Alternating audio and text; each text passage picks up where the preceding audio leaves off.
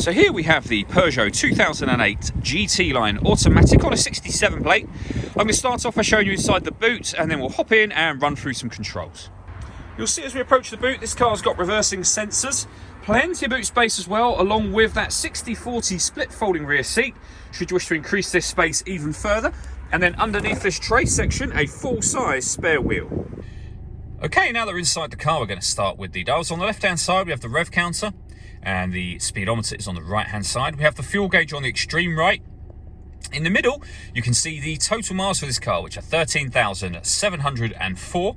Above that, we have a digital readout for the speedometer, and above that, it will show you what gear this car is currently in. As it's an automatic, we are in park at the moment. If we back out to the steering wheel, on the left-hand side and on the right-hand side, we have stereo controls. Over on the right-hand side, you can also see we have phone controls. The phone controls can only be used after such time as you pair up the phone, which is done over on the touchscreen in the center just here. Firstly, we're on the music menu at the moment. So if you hit sources, it's hard to see because they're grayed out when nothing is connected, but we have the radio, USB input, iPod input, auxiliary input, and you can stream your music wirelessly via Bluetooth audio as well. So plenty of ways to listen to your music in this car. We also have the ability to have satellite navigation up on here as well.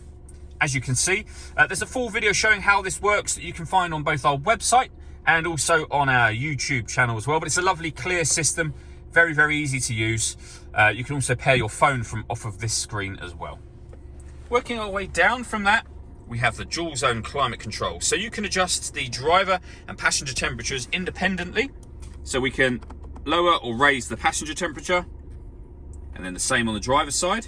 You can increase and decrease the fan speed. You can determine where you'd like the air to be distributed.